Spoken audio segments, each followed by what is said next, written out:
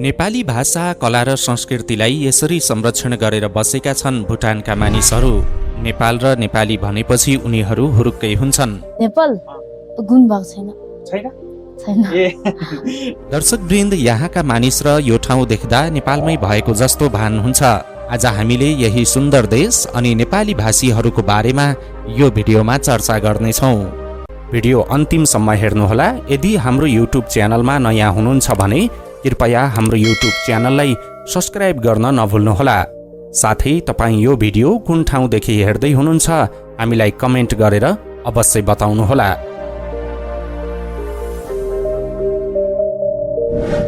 भुटान राज्य दक्षिण पूर्वी एसियाको पूर्वी हिमालयमा अवस्थित एक सुन्दर देश हो। यसो त यहाँ धेरै नेपाली भाषीहरूको बसोबास रहेको छ। यहाँका झन्डै 79% जनसङ्ख्याले नेपाली भाषा बुझ्छन् भने 90% बढीले नेपाली बोल्न सक्छन्। जुन देशमा विश्वकै ठुलो गौतम बुद्धको मूर्ति समेत रहेको छ। दर्शकवृन्द, यो देशमा अहिले पनि राजाले शासन सत्ता चलाउँछन्। भुटान दक्षिण एसियामा अवस्थित एउटा सानो र प्राकृतिक रूपमा निकै सुन्दर देश हो। यसको सीमा दक्षिण पूर्व र पश्चिमतर्फ भारत र उत्तरतर्फ गणतन्त्र चीनको तिब्बतसँग जोडिएको छ। भुटानलाई भारतको सिक्किम राज्यले नेपालसँग छुट्याएको छ। भुटानीहरूले भुटानलाई स्थानीय नाम द्रुङ युल अर्थात् ड्रागनको देश भन्छन्। यो देश मुख्यतः पहाडी छ, साथै दक्षिणी भागमा थोरै समतल भूमि पनि छ। भुटान सांस्कृतिक र धार्मिक रूपमा तिब्बत र नेपालसँग जोडिएको छ। भुटानको आधिकारिक भाषा जोङ्खा हो, तर यहाँ अरू पनि धेरै भाषाहरू बोलिन्छन्। भुटानको जनसङ्ख्या करिब 8 लाख रहेको छ। भुटानमा अझै पनि करिब 30% हाराहारीमा नेपाली जातिका मानिसहरू बसोबास गर्छन्। झन्डै 79% जनसङ्ख्याले नेपाली भाषा बुझ्छन् भने 90% बढीले नेपाली बोल्न सक्छन्। उनीहरूको रूप देख्दा र भाषा सुन्दा कतिपय बेलामा नेपालमै भएको जस्तो भान हुन्छ। 17औं शताब्दीको अन्तमा भुटानले बौद्ध धर्मलाई अङ्गीकार गर्यो। भुटानको हिन्दू धर्मी नेपाली मूलका मानिसहरू हुन्, जसलाई लोहो छाम्पा पनि भनिन्छ। करिब 1 लाख लोहो छाम्पालाई सन् 1989 मा देशबाट निकालिएको भुटानी सरकारका अनुसार कतिपय स्वेच्छाले थियो। पूर्वी नेपालमा 1 लाख जनता र भारतमा 30,000 जति शरणार्थीका रूपमा बसिरहेका थिए। झापाको दमक र मोरङको पथरी स्थित शिविरमा रहेका भुटानी शरणार्थीहरू अहिले तेस्रो देशमा पुनर्वास भइसकेका छन्।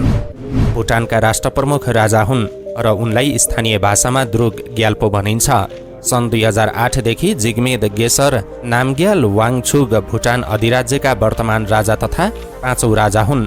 उनी भुटानका 4थो राजा जिग्मे सिङ्गे वाङचुकका छोरा हुन्। उनी 6 नोभेम्बर 2008 मा औपचारिक रूपमा भुटानका राजा बनेका थिए। यसो त पारो अन्तर्राष्ट्रिय विमानस्थल निकै साँघुरो छ। छोटो रनवे भएको हुँदा जहाज ल्यान्डिङ गर्ने बित्तिकै रोक्नुपर्ने अवस्था छ। विश्वकै अप्ठ्यारो अन्तर्राष्ट्रिय विमानस्थलका रूपमा चिनिने पारो विमानस्थलमा विमान उडान अवतरण गर्न सबै पाइलटलाई गाह्रो हुने गर्दछ। अन्य देशका राजधानीको तुलनामा सानो भए पनि थिम्पू निकै आकर्षक सहर हो।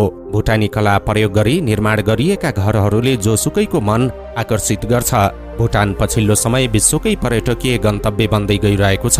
थिम्पूलाई विश्वकै आकर्षक सहर बनाउन यहाँको सरकारले कुनै कसर बाँकी राखेको छैन। यहाँ 7 तारेसम्मका होटल छन्। खान बस्न र दृश्यावलोकनका लागि थिम्पू निकै राम्रो मानिन्छ। पारोमा रहेको ताक्छाङ पाल्फुङ मोनास्ट्री टाइगर नेस्ट भुटानको पहिलो आकर्षण हो। समुद्री सतहबाट 32 मिटर उचाइमा रहेको यो गुम्बा डरलाग्दो ढुङ्गाको पहाड खनेर निर्माण गरिएको छ। 8औं सेन्चुरीमा तिब्बती गुरु पद्म सम्भवले 3 वर्ष 3 महिना 3 हप्ता 3 दिन 3 घण्टा यहाँ आएर ध्यान गरेका थिए। उनी पछि 1992 मा तेन्जिन रब्गेको रूप धारण गरेर टाइगर नेस्ट गुम्बा निर्माण गरेको बताइने गरिन्छ। गुरु पद्म सम्भवले भुटानमा धेरै गुम्बाहरू बनाएका छन्। ढुङ्गाको पहरोमाथि बनाइएको यो गुम्बामा पुग्न डरलाग्दो बाटो हिँड्नु पर्ने हुन्छ। यो गुम्बा हेर्नका लागि स्वदेशी विदेशी पर्यटकको भिड लाग्ने गरेको छ।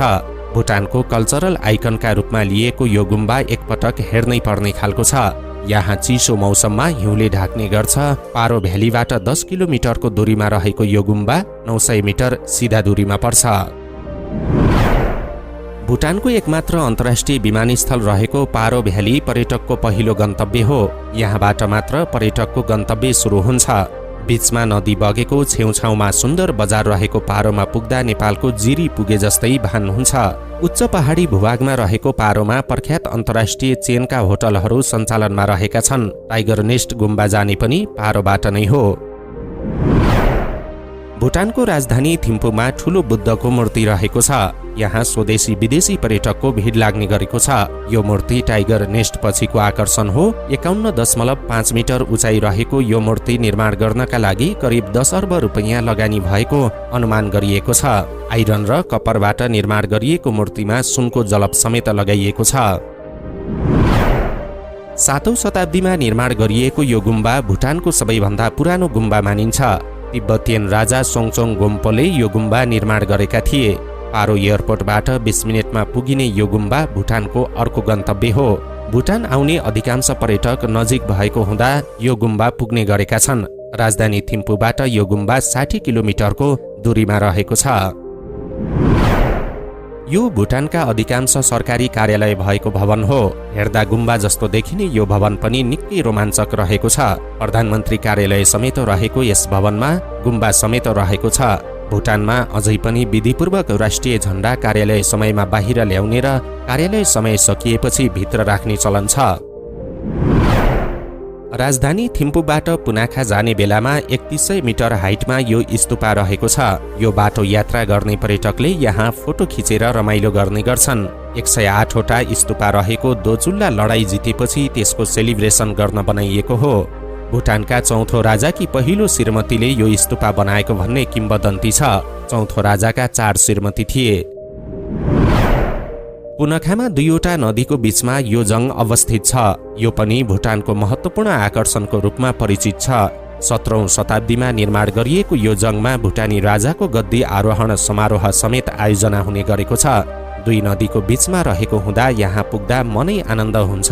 भुटान पुग्ने अधिकांश पर्यटक यहाँ पुग्ने गरेका छन्। यो गुम्बा पनि पुनाखामा अवस्थित छ। 15औं शताब्दीमा नागी वाङचुलले बनाएको यो गुम्बामा पुरुषको लिङ्गको पूजा गरिन्छ। लामा छुप्पा किनलेले सुरु गराएको लिङ्गको पूजा गरेपछि छोराछोरी नहुनेलाई छोराछोरी हुने धार्मिक विश्वास गरिन्छ। पुनखा भुटानको सबैभन्दा धेरै आनीहरू बस्ने ठाउँ हो। यहाँ धेरै गुम्बाहरू र आकर्षक सहर समेत छ। भुटानको पर्यटकीय गन्तव्यका रूपमा चिनिने पुनखामा ठूला ठूला होटलहरू सञ्चालनमा रहेका छन्। यो भ्यालीले भुटानमा पुरानो इतिहास बोकेको छ। यहाँ गुरु पद्मसम्भवले धेरै गुम्बाहरू निर्माण गरेका छन्। देख्दै सुन्दर लाग्ने यो भ्याली छोर्पी र चिजका लागि प्रख्यात छ। विश्वकै पुराना गुम्बा मध्येको एक च्याम्बा लाखा गुम्बा पनि बोमथाङमा रहेको छ। यहाँ बुद्धका 1000 मूर्ति छन्। कुजिलाखाङमा पद्मसम्भवका 4 वटा मूर्ति छन्। पुनखाबाट बोमथाङ जाने बाटोमा टोङसा गुम्बा भेटिन्छ। आकर्षक कला प्रयोग गरी निर्माण गरिएको यस गुम्बामा पनि स्वदेशी विदेशी पर्यटकको भिड लाग्ने गर्छ। सेन्ट्रल इस्टर्न भुटानको शक्ति देखाउन पहाडको भिरमा यो गुम्बा निर्माण गरिएको बताइन्छ। 17औं सेन्चुरीमा बनाइएको यो गुम्बालाई किल्लाको रूपमा लिइन्छ। दर्शकवृन्द, यो त रह्यो भुटानका चर्चित घुम्नै पर्ने पर्यटकीय स्थलहरू। भुटानमा यसबाहेक पनि धेरै पर्यटकीय स्थलहरू छन्। ती स्थानहरूको बारेमा फेरि हामीले अर्को भिडियोमा चर्चा गर्ने नै छौँ। अर्को श्रृङ्खलामा अझै रोचक सामग्री लिएर आउनेछौँ भन्दै आजको श्रृङ्खलाबाट बिदा हुन्छौँ। नमस्कार।